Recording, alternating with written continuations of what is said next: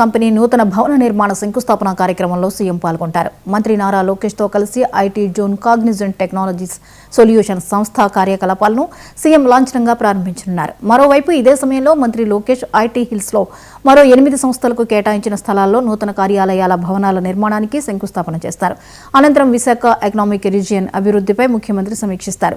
శ్రీకాకుళం నుంచి తూర్పు గోదావరి జిల్లా వరకు 9 జిల్లాల సమగ్ర అభివృద్ధి, రోడ్లు, రైలు మార్గాలు, పోర్టులు, లాజిస్టిక్స్, ఇతర అభివృద్ధి ప్రాజెక్టులపై చర్చించనున్నారు. 9 జిల్లాల అధికారులు, మంత్రులు, ప్రజాప్రతినిధులు, నిపుణులు ఈ సమావేశానికి హాజరు కానున్నారు.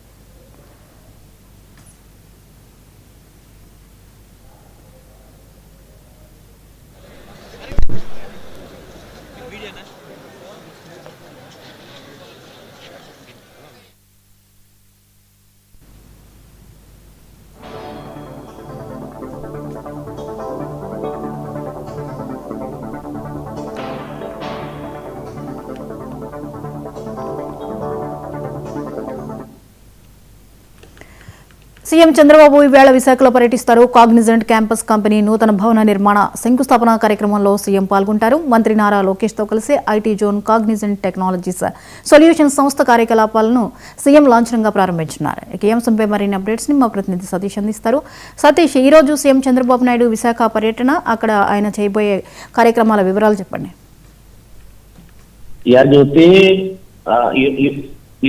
ఈ రోజు అయితే విశాఖకు చంద్రబాబు నాయుడు, అలాగే ఐటీ శాఖ మంత్రి, విద్యాశాఖ మంత్రి నారా లోకేష్ బాబు ఇవాళ ఆల్రెడీ విశాఖ చేరుకొని ఉన్నారు. పలు కార్యక్రమాల్లో ఆయన పాల్గొనే అవకాశాలు ఉన్నాయి. ముఖ్యంగా ఎప్పుడెప్పుడు ఆయన విశాఖలో ప్రజలు ఎదురు చూస్తున్న ఐటీ సంస్థకి ఇప్పుడైతే శంకుస్థాపన జరుగుతుంది.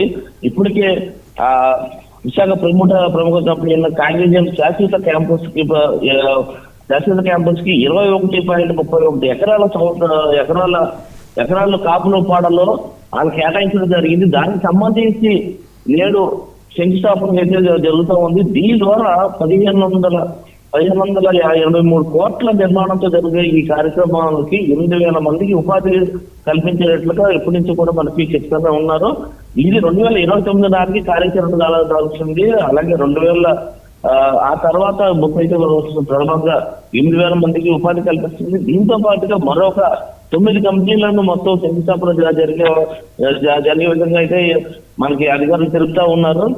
మొత్తం కాగ్నిజెంట్ కావచ్చు, తదుపరి ఉన్నాయి Motherson technology, Corvus technology, SCSI health technology, RCM, nano technology సంస్థలు కూడా అక్కడ ఉన్నాయి. వీటిని కూడా ఆల్రెడీ భూములు కూడా కేటాయించడం అయితే జరిగింది. దీని మీద అయితే ఎప్పుడెప్పుడు నుంచి ఎదురు చూస్తూ ఉంటున్నారు. దీని ద్వారా అయితే విశాఖ ముఖ చిత్రం అయితే మనకి మారనుంది.